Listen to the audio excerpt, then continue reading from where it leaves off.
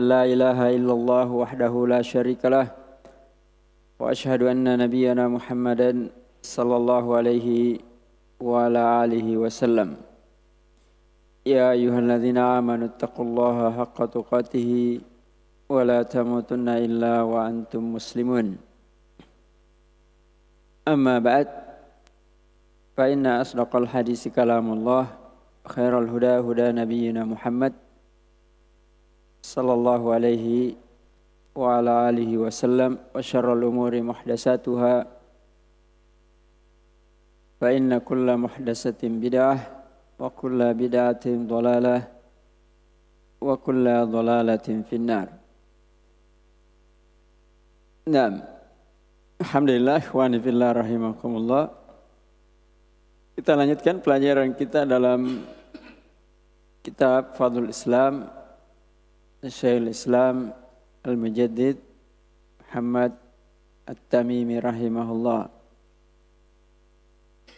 Naam, qauluhu wa qawlihi ta'ala, masih dalam bab wujubu dukhuli fil Islam. Wa qawlihi ta'ala wa anna hadha sirati mustaqima fattabi'uh wa la tattabi'us subula fatafarraqa bikum an sabilih. Al-ayah. Qala Mujahidun as-subulu al-bida'u wasyubuhat.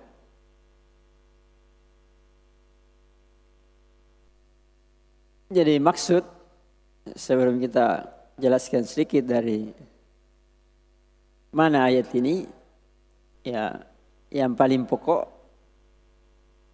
adalah maksud dari muallif pengarang rahimahullah membawakan ayat ini sebagai dalil tentang wajibnya masuk Islam.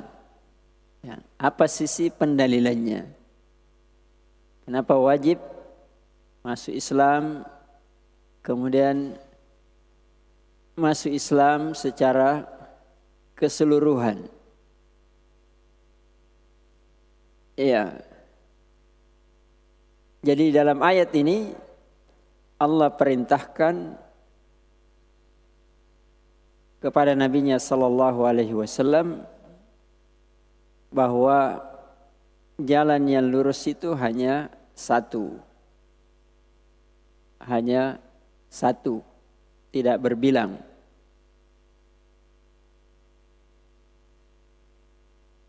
Berarti ketika jalan yang lurus itu hanya satu, Islam dan sunnah, maka berarti wajib untuk memilihnya. Tidak ada pilihan lain. Tidak ada pilihan lain. Dan semua pilihan yang lain itu berarti haram. Semua as-subulu wal bida'u wasyubuhat wal ahwa atau apapun namanya itu keluar dari jalan yang satu. Ya, jadi kalau orang paham ayat ini sesuai dengan apa yang dimaksud oleh Syekh rahimahullah, ya bahwa kita ini tidak punya pilihan kecuali satu. Itu intinya yang diinginkan dari ayat ini. Kenapa wajib masuk ke dalam Islam? Karena pilihannya cuma satu. Nah, kembali kepada ayat.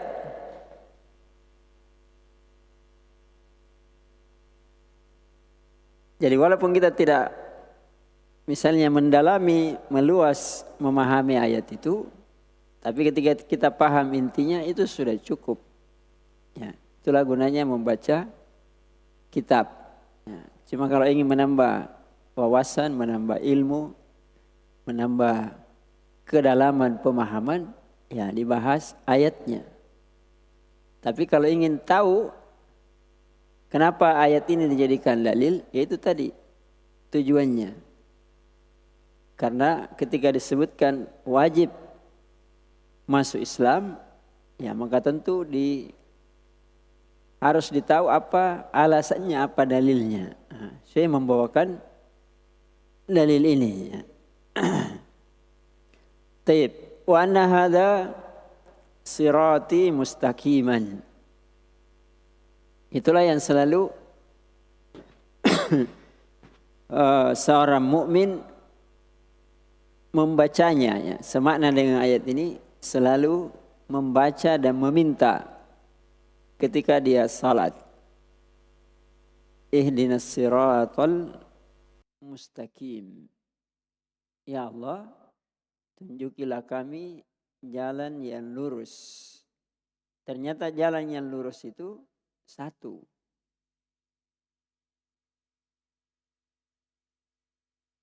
Jalan yang lurus itu ditafsirkan oleh para ulama dengan berbagai macam penafsiran. Ada yang mengatakan Al-Quran, ada yang mengatakan Islam, ada yang mengatakan Sunnah, ada yang mengatakan maknanya di situ adalah Rasulullah Sallallahu Alaihi Wasallam. Yang jelas, penafsiran itu maknanya sama, ya. Maknanya sama. Karena siapa yang berpegang teguh dengan Al-Quran, maka dia telah berpegang teguh dengan Sunnah. Siapa yang berpegang teguh dengan Sunnah, berarti dia telah berpegang teguh dengan Al-Quran. Siapa yang berpegang teguh dengan Al-Quran dan Sunnah, berarti dia telah berpegang teguh dengan Islam. Islam yang mana? Islam yang dijelaskan, dicontohkan, didakwakan oleh Rasulullah Sallallahu Alaihi Wasallam. Ya, jadi ketika dikatakan wa anna hadza sirati mustaqiman, fattabi'uh, ini perintah. Ya, fattabi'uh, ikutilah dia. Berarti kita disuruh mengikuti Al-Quran, ikuti Sunnah, ikuti Islam, mengikuti Rasulullah Sallallahu Alaihi Wasallam. Satu kesatuan yang tidak bisa dipisahkan satu dengan yang lain. Tidak mungkin seseorang dikatakan dia mengikuti Al-Quran kalau dia tidak mengikuti Sunnah. Ya. Tidak bisa dia dikatakan Islam kalau dia mengikuti selain Al-Quran dan Sunnah, ya, dan seterusnya. Jadi fattabi'uh, ini perintah menunjukkan wajib, ya, menunjukkan wajib. Dan berarti dikuatkan maknanya wajib, tidak ada makna yang lain karena digandingkan dengan larangan. Wala tattabi'us subula fatafarraqa bikum an sabilih. Ini sempurna maknanya. Seperti la ilaha illallah. Jadi ketika dikatakan jalan yang lurus itu satu, wajib kalian ikuti. Kemudian digandingkan dengan wala tattabi'us subul. Jangan ikuti yang lain. Berarti yang lainnya itu haram. Tidak bisa datang makna bahwa di situ pilihan. Boleh diikuti, boleh tidak. Atau dimaknakan lebih baik memilih yang satu. Karena ada larangannya. Artinya tidak ada pilihan lain. Kalau tidak memilih yang satu berarti masuk larangan.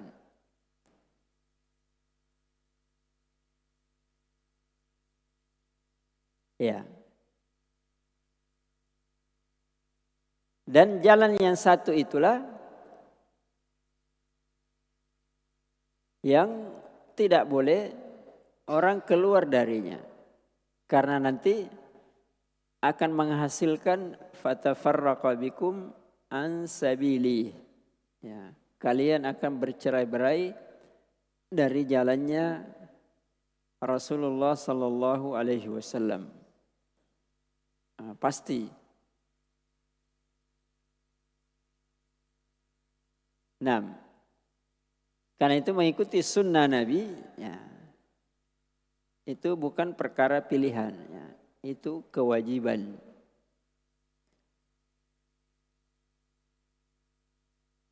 Nanti akan lebih jelas atau lebih diperjelas ya pada dalil-dalil berikutnya. Dan ini menunjukkan fikih dan pemahaman beliau yang dalam tentang manhaj, ya, manhaj beragama. Kita lihat hadis atau dalil berikutnya. Qala wa an Aisyah radhiyallahu ta'ala anha. Anna Rasulullah sallallahu alaihi wasallam qala man ahdasa fi amrina hadza ma laysa minhu fahuwa raddun. Akhrajahu. Wa fi lafzin man amila amalan laysa alaihi amruna fahuwa raddun. Jadi kedua-duanya ini hadis Aisyah radhiyallahu taala anha. Hadis yang pertama dalam Sahih Bukhari dan Muslim. Hadis yang kedua ini dalam Sahih Muslim. Ya, dalam Sahih Muslim. Dua dalil ini ya, atau dua lafadz ini kan hadisnya sama. Ya. Dua lafadz dalam hadis ini itu memperkuat apa yang disebutkan di ayat yang tadi kita baca. Bahwa tidak boleh ada pilihan lain. Ya. Tidak boleh ada pilihan lain. Jadi kalau tadi dilarang, maka di sini dikatakan ditolak. Amin. Jadi kalau tadi dilarang menunjukkan haram, di sini dikatakan ditolak. Berarti tidak ada pilihan lain. Tidak ada pilihan lain bahwa harus masuk dalam Islam keseluruhan. Sesuai kemampuan dan keadaan yang memungkinkan kita imani dan amalkan. Ya. Berarti ketika ditolak, semua yang dilarang tadi, itulah yang ditolak. Jadi kalau tadi dikatakan, tadi tulis. Kalau tadi dikatakan, wala tattabi'us subul. Supaya lebih, walaupun hadis ini sering kita dengar ya. Ayatnya juga sering kita dengar. Jadi ayat tadi, wa anna hadza sirati mustaqiman fattabi'uh wala tattabi'u as-subul.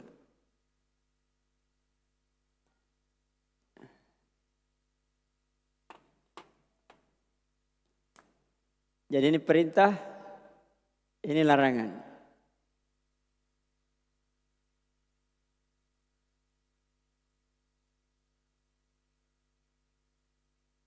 Maka ini menjadi sempurna karena ini ada perintah dan larangannya. Sama ketika dikatakan wa'budullaha wa la tusyriku bihi syai'a. Sempurna tauhidnya ketika tidak berbuat syirik.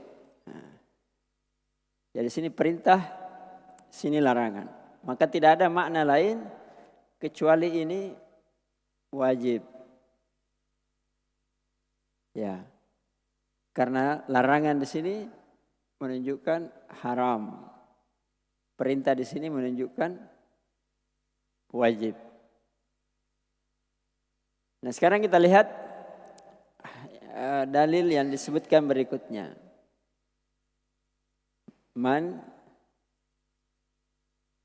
ahdasa fi amrina hadza ma laysa minhu fa huwa raddun. Lafaz yang kedua, apa lafaz yang kedua? Ya, man amila amalan laisa alaihi amruna fahuwa raddun. Ya, ini kan sama ya dengan ini ya, maknanya sama. Sekarang kita lihat ini awal katanya. Dia katakan man ahdasa fi amrina. Siapa yang ahdas, membuat perkara-perkara yang baru.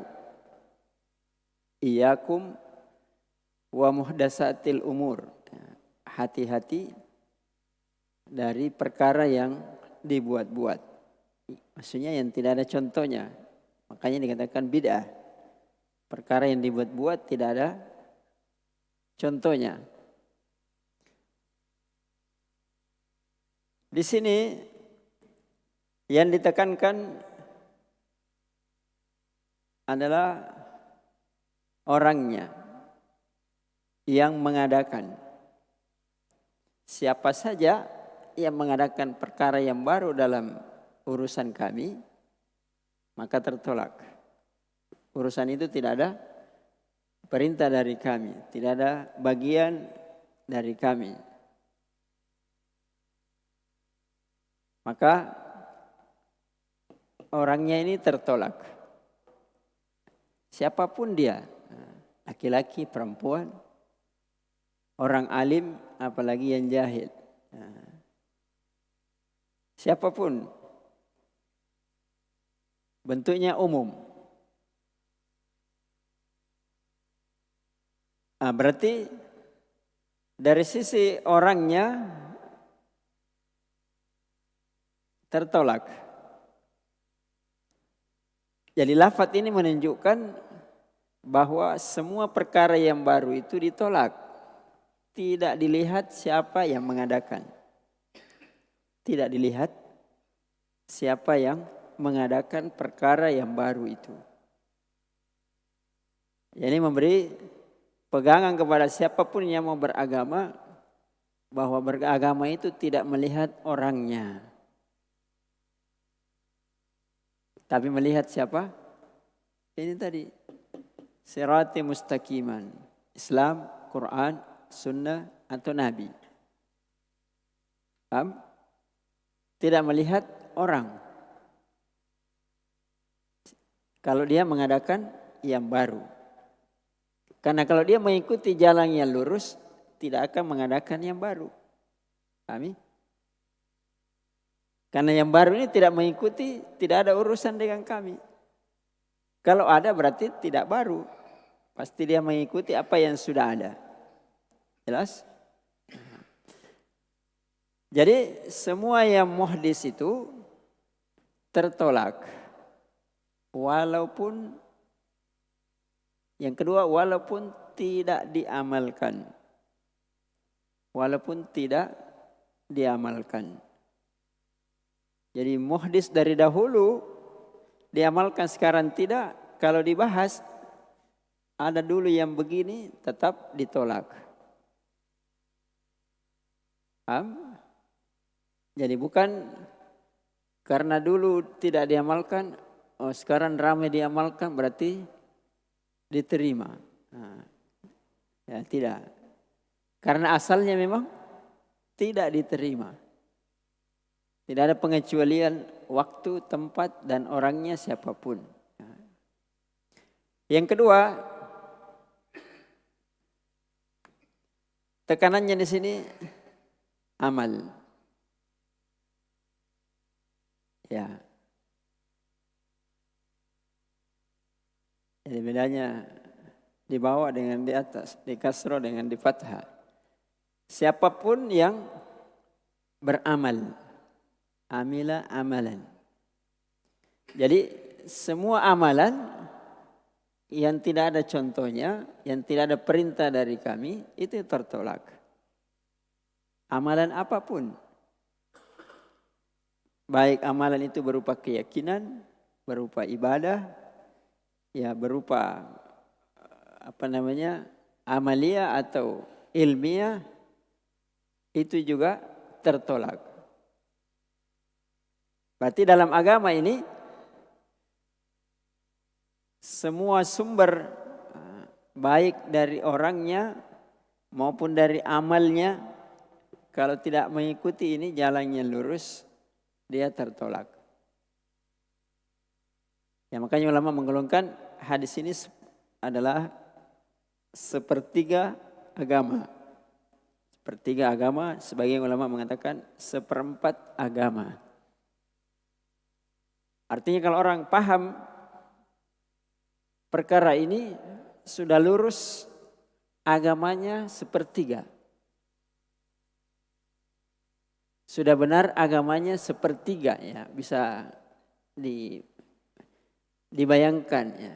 Karena ini maknawi. Sudah benar lurus agamanya sepertiga. Ini hadis saja yang dipegang. Jadi dimanapun dia berada, di suatu situasi apapun, dia akan selamat sepertiga agamanya. Kalau dia pegang teguh hadis ini. Jadi tidak perlu lagi orang berdebat panjang. Ya, berdebat kusir. Kan ada yang mengamalkan. Kan begini.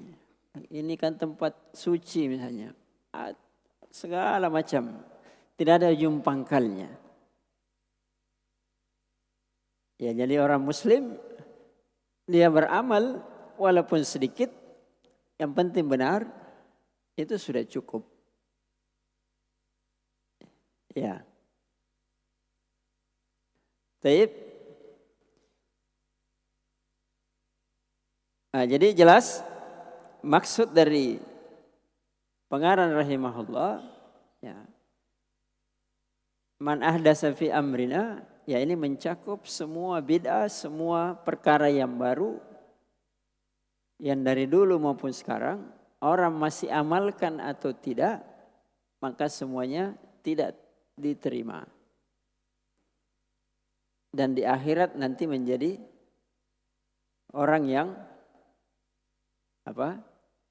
merugi.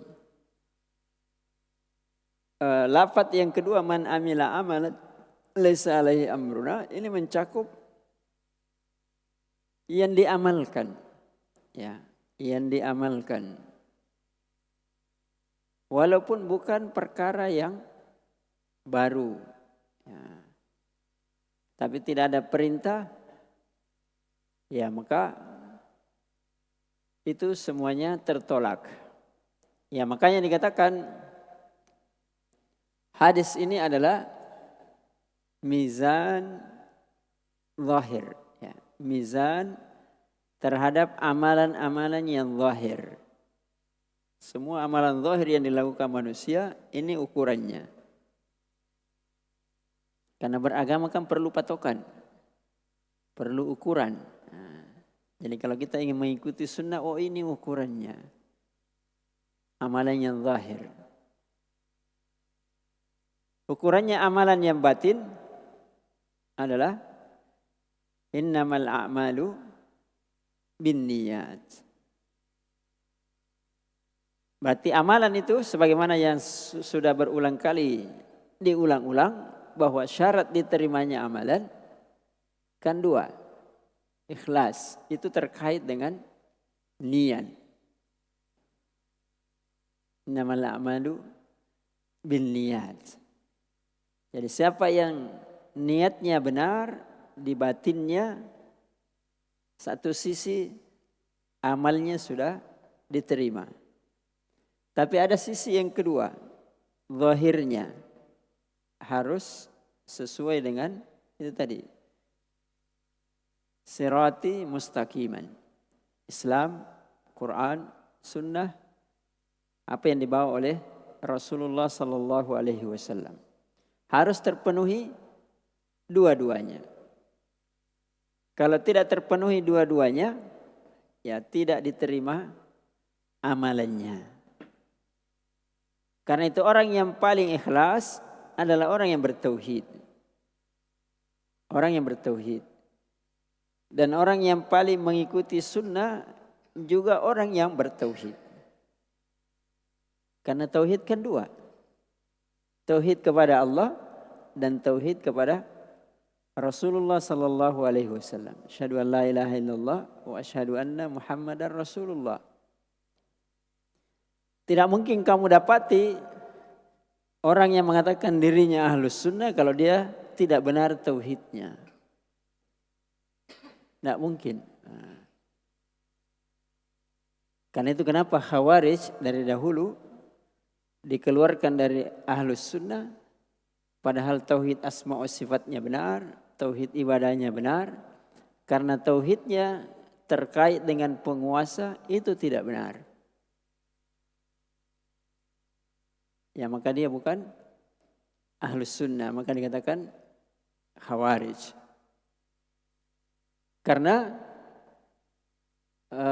pemahamannya terhadap penguasa keluar dari jalan yang dicontohkan oleh Nabi dan sahabat.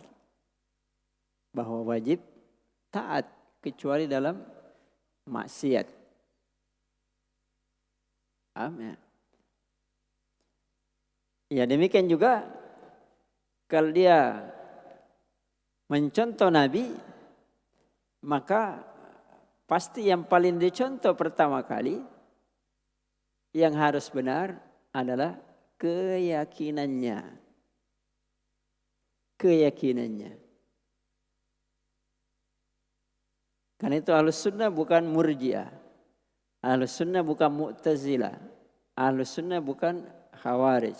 Ahlus Sunnah bukan segala macam yang menyimpang akidahnya. Ya, yang menyimpang akidahnya. Sementara yang kadang-kadang banyak dibahas orang, ya walaupun itu bagian dari sunnah, sunnah amaliyah saja. Oh yang tidak zikir jamaah itu ahlus sunnah, belum tentu. Karena yang paling pokok yang dibahas dalam sunnah adalah keyakinan. Ya makanya buku-buku keyakinan, buku-buku tauhid, buku-buku akidah kadang dinamakan dengan as-sunnah. Karena itu adalah pokok sunnah.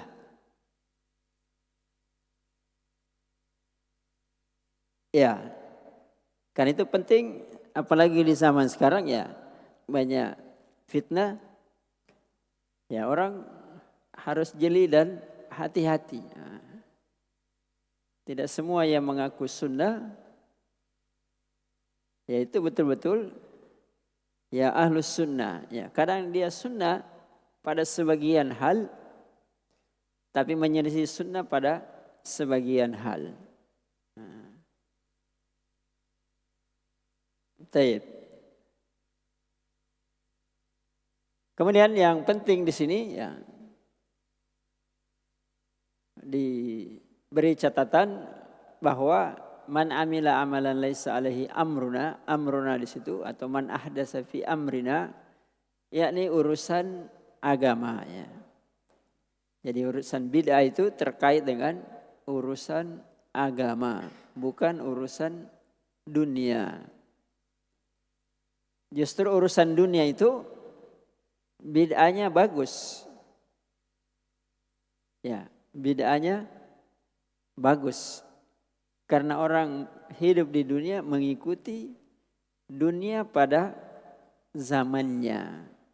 Selama tidak menyelisih syariat dan selama digunakan sesuai dengan tuntunan syariat. Amin. Ya.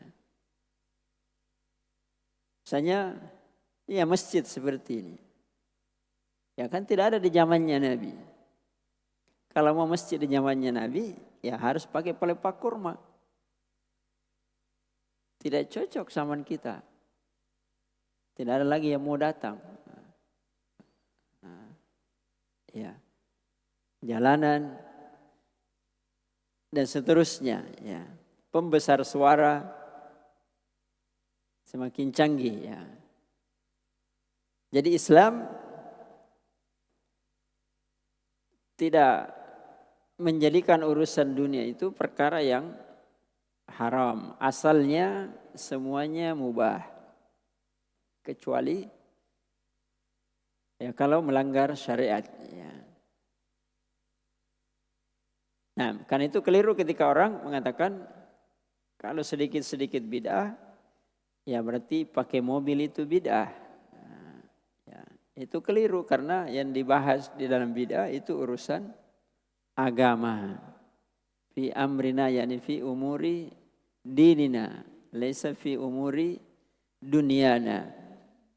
Jadi urusan agama ya. Taib.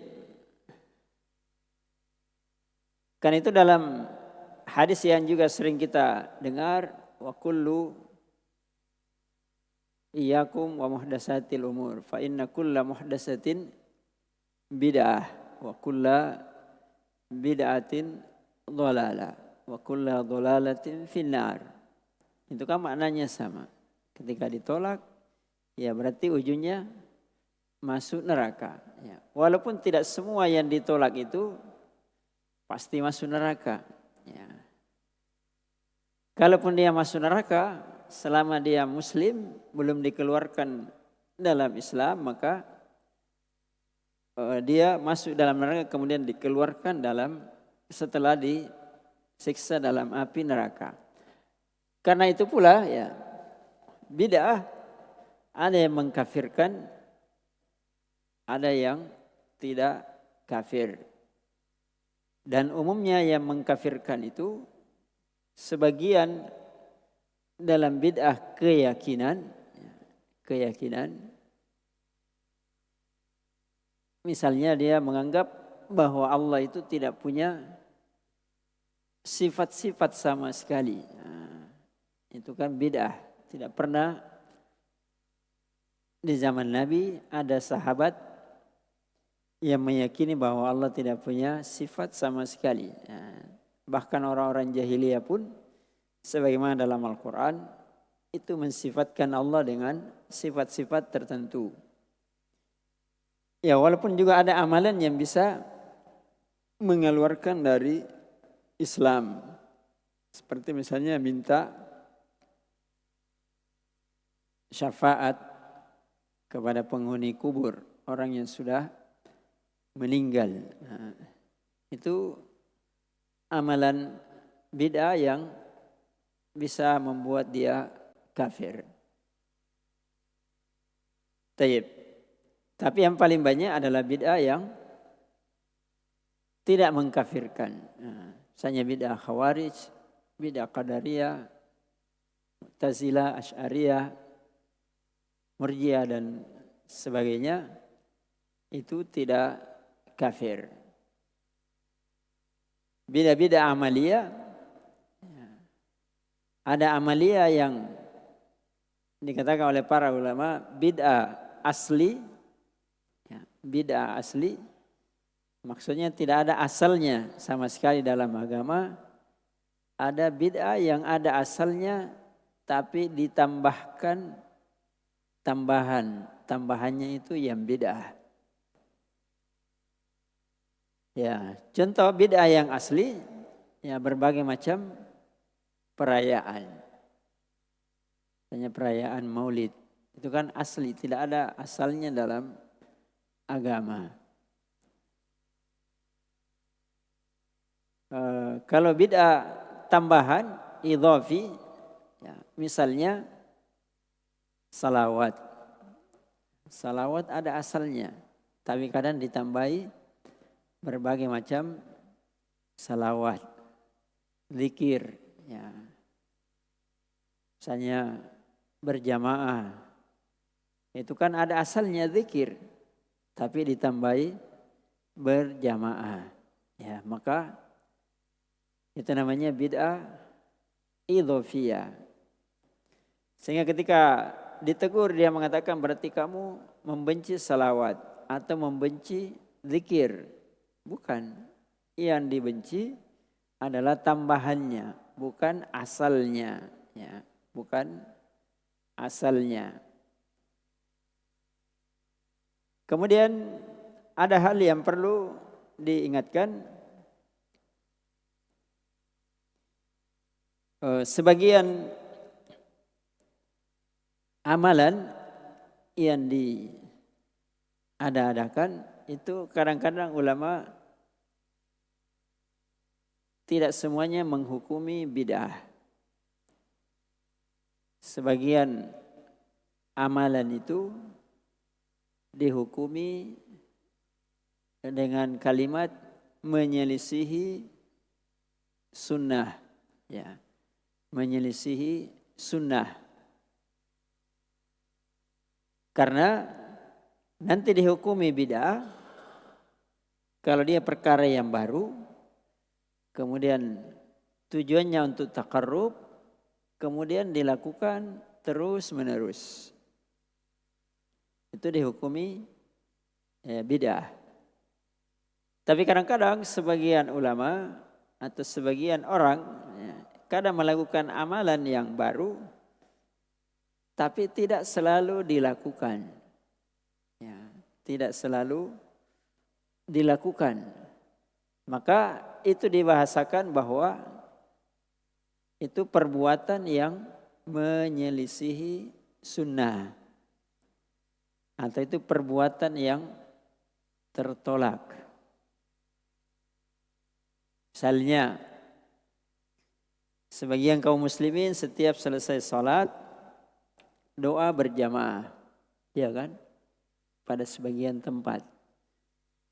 Berdoa ada asalnya, tapi berjamaahnya tidak ada contohnya. Ya. Nah sekarang kalau ada orang kadang-kadang doa berjamaah, tapi dia tidak terus menerus doa berjamaah. Ya maka dikatakan itu menyelisihi sunnah. Atau amalan itu amalan yang tertolak. Tapi tidak dikatakan itu bid'ah. Ya, itu bid'ah. Karena dia tidak melakukannya secara terus menerus. 6. Kadang lahir dari ijtihad, ya. Lahir dari ijtihad karena dia tidak mendapatkan dalil, kadang dia lakukan, tapi dia tidak lakukan ya terus menerus. Nah, kan itu kesimpulannya ya. Ketika kita ingin dan diwajibkan masuk ke dalam Islam karena hukumnya wajib, maka yang paling pertama dilakukan adalah memperbaiki amalan, ya, memperbaiki amalan dengan cara memperbaiki niat, berusaha memperbaiki keikhlasan, dan juga memperbaiki amalan, berusaha agar amalan itu menyesuaikan atau mencocoki sunnah Rasulullah sallallahu alaihi wasallam. Jadi bukan memperbaiki agama dimulai dengan bagaimana memperbanyak amalan, ya, tapi bagaimana mencocokkan amalan itu supaya sesuai dengan sunnah Rasulullah sallallahu alaihi wasallam.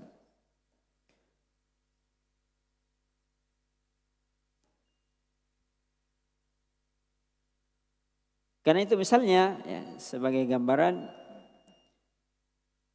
Ibnu Umar radhiyallahu taala anhu atau radhiyallahu taala anhuma ya sedikit, karena saking inginnya mencontoh Nabi, maka dia ikuti semua amalan yang pernah dilakukan Nabi.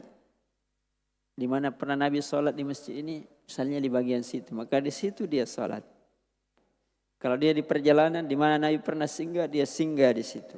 Karena saking inginnya mencontoh Nabi. Nah, tapi perlu diingat bahwa tidak semua yang Nabi lakukan itu dia lakukan karena bermaksud melakukan itu.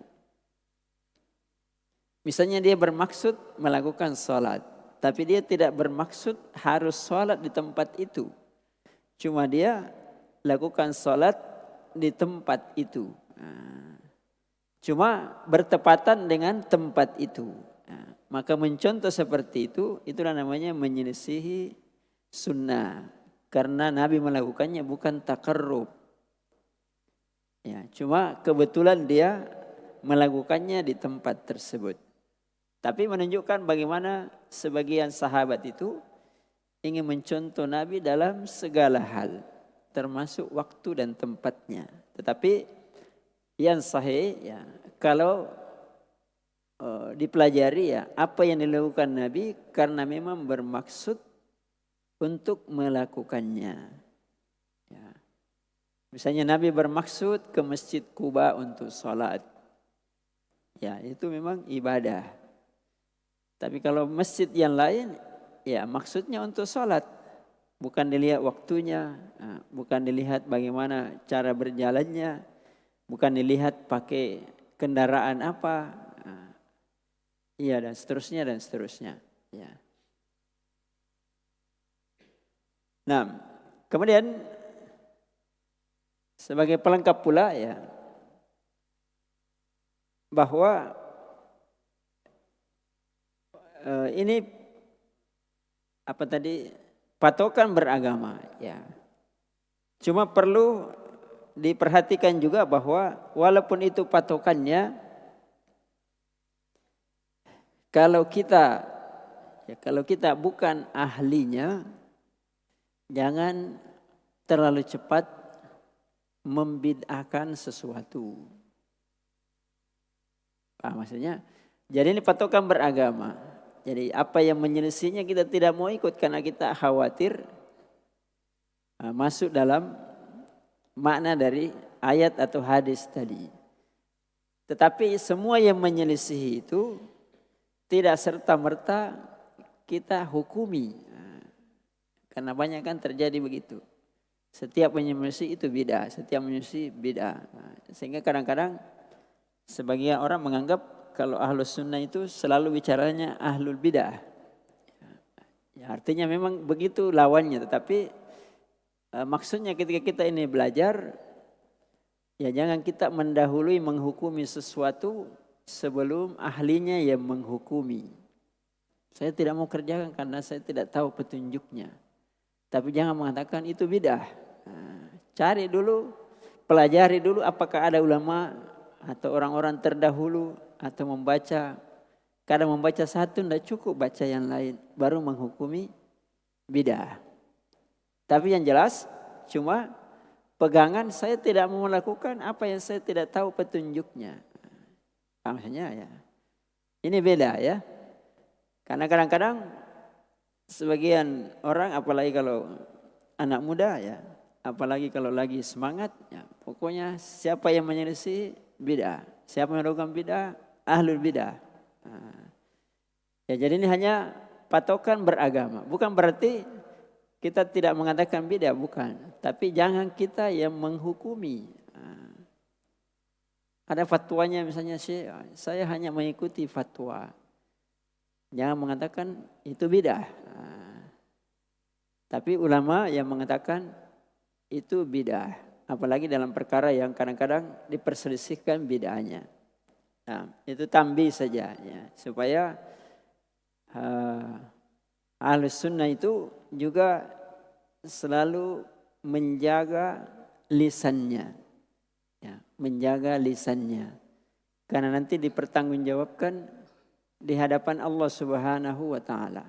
Cukuplah dia dahulu atau pertama kali mempertanggungjawabkan untuk dirinya sendiri.